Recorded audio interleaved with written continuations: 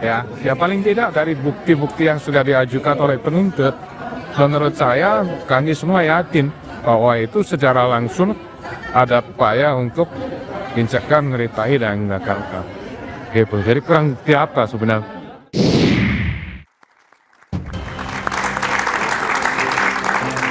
Masih bersama saya Budiman Tanurjo di satu meja The Forum. Bung Jayadi Hanan. Tadi Bung Ari mengatakan Tom ketika di Cipinang malah disambut oleh napi-napi yang lain. Bung Luhut mengatakan ini mengingatkan memori publik pada kasus peradilannya HR Darsono gitu loh. Nah kalau Anda lihat apakah memang sedang terjadi back kepada era-era Orde Baru sebetulnya sekarang? Ya ini kan nanti terkait dengan trust ya. Bagaimana tingkat kepercayaan masyarakat terhadap institusi-institusi negara. Dan pengadilan adalah salah satu institusi negara yang sangat fundamental ya, sangat penting.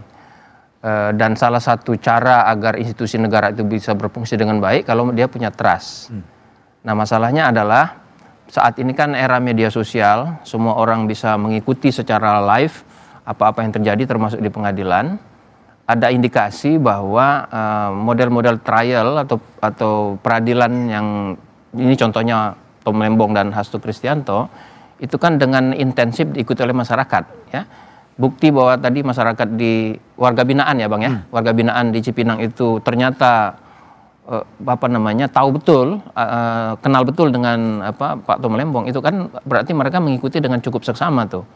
Nah kalau kesan seperti yang dikatakan Bang Luhut, kesan dari masyarakat termasuk daripada warga binaan itu adalah negatif kepada proses hukum, maka itu akan menurunkan tingkat kepercayaan kepada proses-proses hukum dan pengadilan, dan itu ujungnya menurunkan tingkat legitimasi dari lembaga-lembaga negara.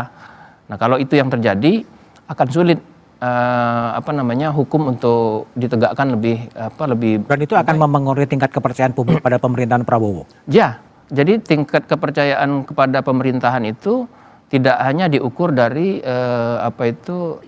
kinerja presiden, tapi juga bisa dilihat dari tingkat kepuasan masyarakat terhadap praktek-praktek hukum, tingkat kepuasan masyarakat atau evaluasi masyarakat terhadap situasi politik dan praktek politik, selain juga ekonomi dan keamanan ya. Nah hukum seringkali di dalam berbagai survei opini publik itu selain ekonomi, penegakan hukum menjadi salah satu faktor yang lemah, yang lemah dan menyumbang negatif terhadap tingkat kepercayaan kepada pemerintah. Gitu. Oke, baik, Bang Luhut yang banyak juga mengikuti perkembangan hukum. Apakah ini memang sedang siklus gelombang balik ya? Ungkapan-ungkapan rule by law, ungkapan peradilan politik itu dikenal di era-era Orde Baru sebetulnya. Ya. Tadi saya menggunakan istilah judicial caprice ya. Dulu sih nggak disebut, yang disebut rule by law. Saya kira mungkin lebih serius. Lebih serius? Mengapa? Kalau kita bicara pemberantasan korupsi kan sekarang ini kita punya undang-undang tipikor ya. Tadi bicarakan pasal 2, pasal 3. Itu yang sangat elastis sekali. Ya, jadi orang yang tidak suka itu dengan mudah dimasukkan itu ke sana. Nah, misalnya pasal 2, pasal 3 itu kan delik tentang kerugian keuangan negara ya. Nah, sekarang dipakai lagi tentang unsur kerugian perekonomian negara. Jadi bisa elastis. Nah, kalau kita komparasikan dengan undang-undang subversif yang kemudian telah direview kan gitu ya, yang sangat dipakai pada zaman Orde Baru, kan dengan mudah memasukkan orang ke penjara kan gitu ya. Sebenarnya secara substansi ya, elastisitasnya itu ada kemiripan. Ya, nah oleh karena itu berbahaya. Nah itulah sebabnya tadi dalam kasus Lembong nggak ada mens rea, nggak ada kesalahan kan dihukum. Ada lagi yang lebih serius lagi. Ini delik kerugian keuangan negara, tidak ada kerugian keuangan negara, tapi dihukum juga. Nah artinya itu lebih serius, ya. Secara kualitatif dibandingkan zaman Orde Baru. Jadi dengan kata lain kemunduran itu luar biasa. Dan itu didukung juga saya lihat survei Kompas misalnya akhir tahun lalu mengatakan itu nilainya itu di bawah 56%. Jadi kalau di UIII itu nilainya C ya. Kalau 56%. Ya, C kan malah nggak lulus. Malah nggak lulus kan, nah itu bahaya kan itu ya. Bung Ari, jadi cerita itu gimana sih kalau tadi Tom pernah nggak sih mengungkapkan kegelisahan kenapa hanya dia yang kemudian diadili sementara ada mendak-mendak lain yang juga impor beras, pernah cerita seperti itu? Ya, pertama saya ingin menanggapi yang disampaikan Bang Luhut ya. Jadi dalam kasus kita tidak bermasalah dengan pasal itu sebetulnya. Walaupun sebetulnya itu saya sependapat pasal itu cukup elastis. Tapi kita seelastis apapun pasal 2 dan pasal 3 tidak ada kita memenuhi unsur di pasal tersebut. Karena memang sesuai dengan fakta persidangan di awal tadi bahwa yang dipermasalahkan itu proses tentang administrasi. Tentang kebijakan-kebijakan di awal. Nah, sampai kepada tentang tadi kerugian negara pun dijelaskan tidak ada sama sekali negara itu dirugikan. Karena yang dimaksud dengan kerugian negara itu seperti ini. Jadi yang dihitung sendiri oleh hakim adalah kelebihan bayarnya PPI. PPI ini BUMN yang ditunjuk untuk melakukan impor ini. Jadi kalau katanya impor itu swasta itu juga salah. PPI yang ditunjuk oleh Tom Lembong, lalu PPI lah yang mengajak swasta. Nah, kelebihan bayarnya dari PPI ke swasta inilah yang dihitung sebagai kerugian negara. Padahal itu hubungan bisnis to bisnis. Mereka bisa bernegosiasi. Dan itu pun PPI tidak diuntungkan karena faktanya dalam persidangan PPI untung 30 miliar. Jadi tidak dirugikan PPI-nya. Gitu kan? Nah, lalu setelah dijelaskan juga seandainya betul bahwa itu ada kerugian, apa hubungannya dengan Tom Lembong?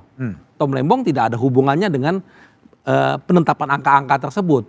Nah, jadi ini jauh sekali. Jadi ini kalau saya Bang Luhut lebih kepada pemahaman para penegak hukumnya, dalam hal ini hakimnya. Entah mereka kurang paham ataukah mereka dibuat menjadi tidak paham, kita juga tidak tahu seperti itu. Atau hakimnya hanya semacam menjalankan perintah?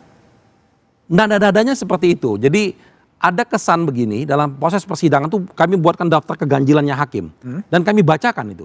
Kami bacakan bahwa Anda tuh ganjil loh, ini ganjilan Anda, kami bacakan. Salah satunya misalnya begini, di awal kami meminta supaya audit BPKP itu diserahkan kepada kita.